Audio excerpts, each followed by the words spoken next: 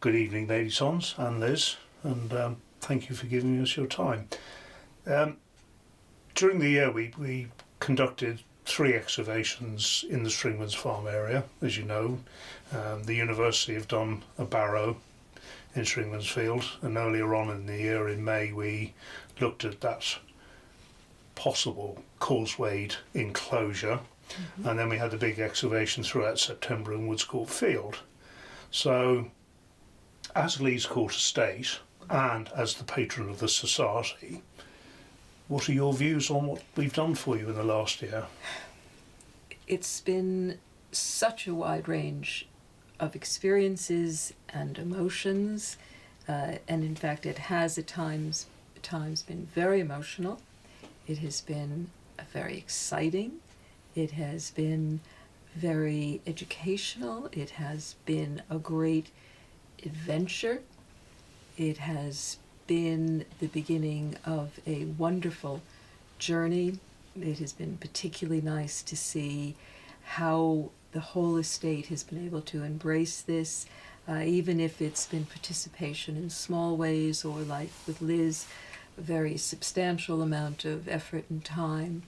It's now part of our community and sits along 7 other enterprises. It's part of our calendar, whether it be the agricultural calendar, the shooting calendar we have now, as we plan together for all of the other archaeological events. And it has been an emotive and wonderful experience, and of course this is just the beginning.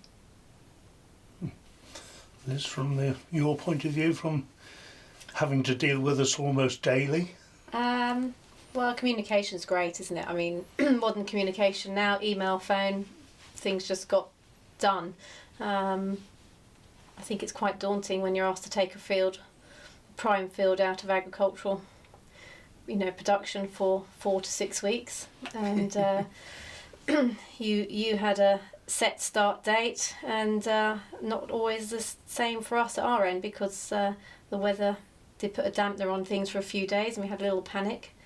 But yeah, in general, we followed all the rules and regulations that Natural England placed upon us for digging up fields and field margins, and I think we worked through them. We had some close, tight deadlines, asking you chaps to be off and for us to backfill the field and carry on. But I think we got there. And I think the great thing about Leeds Court is we do have a good, solid team, and who are able to, I'm going to say, drop things quite quickly. Adapt. Drop or adapt. Can you come and move a shipping container, please? And working out that with a JCB and a forklift truck, they're able to move it from one field to the other, and it just pushes the team in a good way to test all their limits, and to work with us. So again, it's the whole communication. Everyone was interested. We had a few cynics amongst them. From the very first time of the round barrow of that's just a pile of rubble to you're kidding. It did something important, and then watching everybody slowly taking interest and coming in. The ones who weren't so interested, you find out they are, because you hear that they've been out to the site themselves talking to you directly. So all in all, I think the team are really interested. And what's lovely is that we talk about it now to the clients who are coming shooting, and we've had one team who've been a couple of times with different guests, and having spoken to them about it on the first visit, were very keen that we continued the conversation when they came with some other guests, and another slightly different team were very keen that they found out more. So it's nice to know that people are keen on the history of not just the estate, but going right back 5000 BC. I'll just pick up from what Liz said. It's very interesting to see the reactions, of course, from, as we'd call it, the home team. But we've had also friends and different associates, and there's something quite magical about it. There's something very, when I mentioned that it's very emotional, if it's for myself, picking up something and being told it's millions of years old, this is in my backyard. But I think it must be the same excitement for someone who finds something and is of that age, and you're holding it in your hand, and it's hard to have a frame of reference. As an American, we're a very young country, but even here, it's there's something again quite magical, and I think it's touched all of us and all of those who we have seen visiting, and I think from what I saw, a lot of the volunteers. I think anyone who can come out and join us have the opportunity to work with someone like Keith Parfit, who's the project manager and who's one of the great archaeologists in this country. And the wow factor alone, I mean, there is such a wonderful buzz out there, and we find every time there is something exciting, there's that effect which comes right back to the estate office, and we're right behind you, and it's hard to explain what that feeling can be. It's visceral, it's tangible, it's really quite magical. I think that what I find fascinating is that I can bring you a little piece of flint, and I can say to you that is late Mesolithic, which is 3,300 BC. From maybe an estate's perspective, you are used to your recent history, which might go back 1,000 years. But then you get a piece of what looks like nondescript flint, and that all of a sudden is taking you back 4,000 or 5,000 years in time. And what it means is you're living in the here, now and present on this estate, but mankind was living here 5,000 years ago, and they evolved and they lived here. It's very humbling. So as I was saying, as an American, our frame of reference is quite limited. So for me to be able to see the estate, my late husband's family, go back 700 years is quite remarkable. But then again, it puts it all in perspective, and it becomes very topical. A lot of the issues today, things that you've worked with in your professional life, that are climate change and all the issues. If we see things in their proper perspective, we realize that how new we are, how contemporary our lives are as opposed to what's come before us. And I think one of the key aspects of the journey was to see if there was some form of settlement. What would be the correct word, Clive? Not a settlement, a habitation. Well, no, I mean, I think in Woods Court Field, yes, where we dug over two of the 5 Bronze Age hoards, very clearly that is a Bronze Age settlement yes, site. But I think that was the question, was could we confirm that, even though that was a speculation before the hoards, which of course are now at the British Museum, and I think to be able to know that there was this whole community living there is, again, these are hard, at least for me, very hard concepts, to use the vernacular, to get my head around, and in quite a remarkable way. And that's where I feel anyone who to join us in this wonderful adventure, it's an experience. Well, you can see I'm finding hard to put it into words, but that is literally how I do feel about it.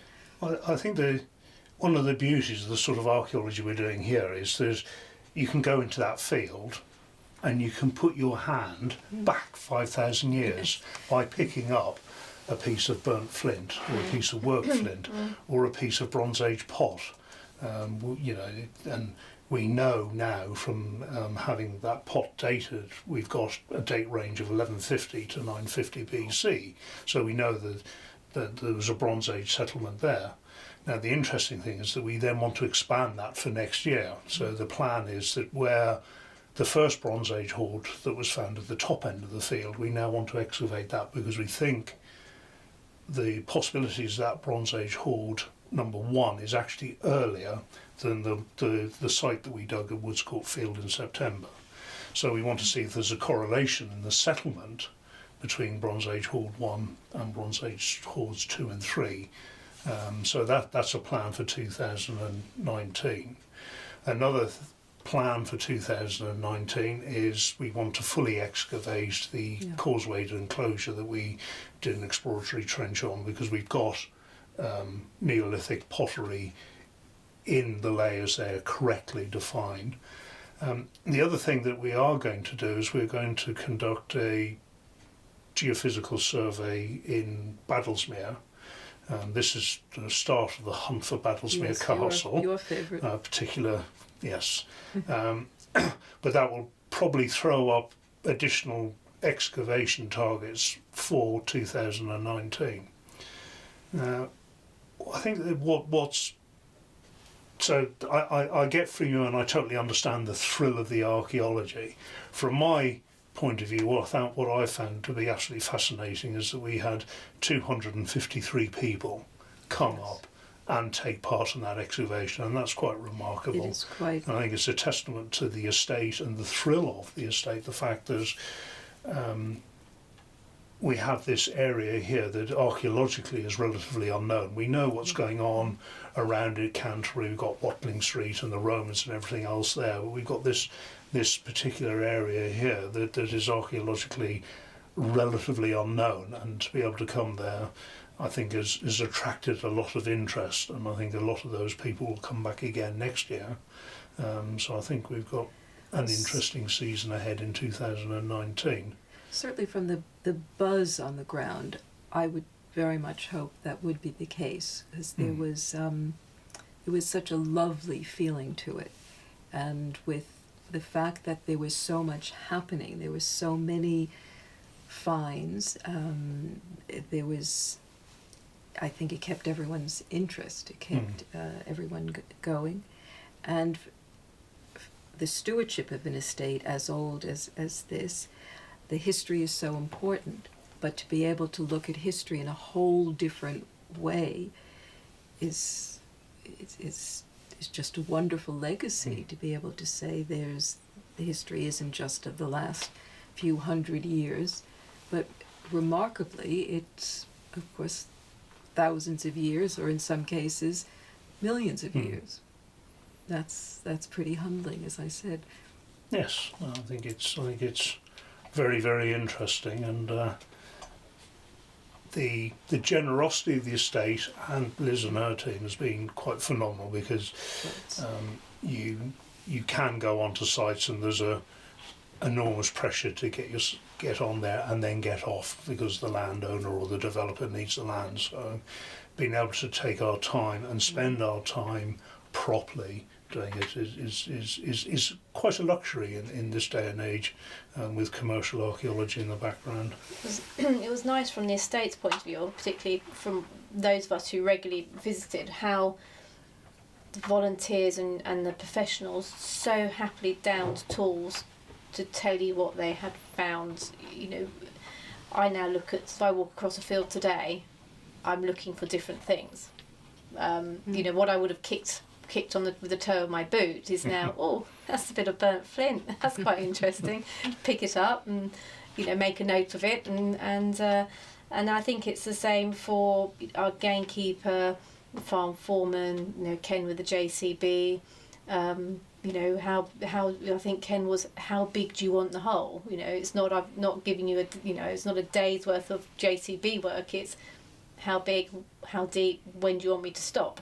And was more than willing to put the time in, and, you know, control the machine and go as deep. It was quite an art for both Richard Taylor and to work with Ken to scrape off the 3 or 4 inches and a little bit deeper here and a little bit deeper there. So, you know, it was good that everyone got involved. But for me, it was Keith downing tools, or yourself, or Richard, or even just somebody who was washing items to show you and spend the time and to see their enthusiasm, which just rubbed off onto us, to see to me it just looked like a piece of soil, and then all of a sudden it's pointed out, well, you can see the darkness here, or this is a piece of flint and it's crazed, so therefore it's been burnt, that means this has happened. So it's it's great that the volunteers are so enthusiastic, and to see everybody turning up at 9:30 in the morning and be 10, 15, 20 cars out there. Coming from far and wide. Mm. Yeah. I think also next year that if we do this experimental archaeology and try and build a Bronze Age roundhouse, that will attract probably a different sort of people coming on here to actually see, from a sort of practical point of view, how one of these houses was built. There's no JCBs then. No. There were no, it was antlers and an awful lot of manual hard graft. So that's going to be quite interesting to see that come together during the course of next year. I think the key thing, or from my point of view, that what I find fascinating is that as we've only explored a minuscule area of the estate. We can fall out of this building here straight into archaeology, and we haven't gone very far. And we know that there's an awful lot more on the estate to be explored.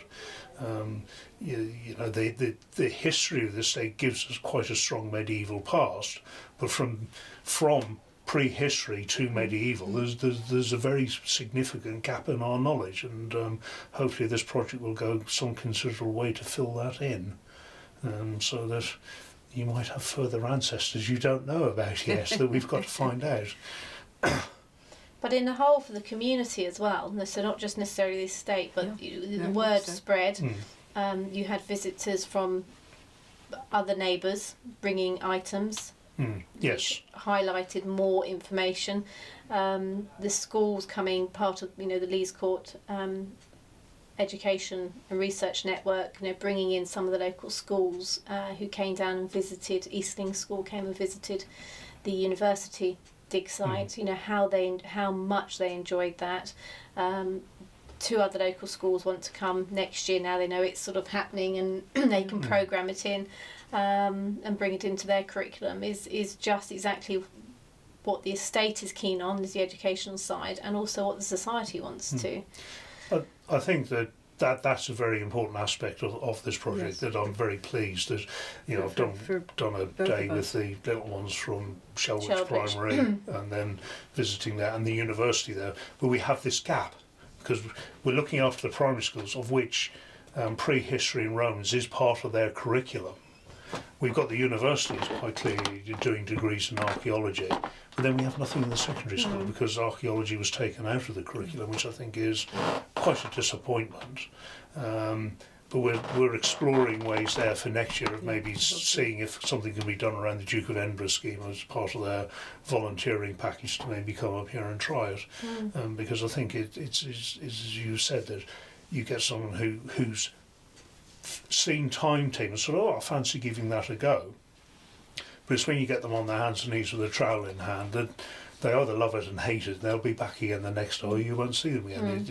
It's that ability to come out here, and one of the things the society said is we will not charge anyone for this, whereas other sites they might have to pay a digging fee. We don't do that. This is totally open and free for anyone coming on the site.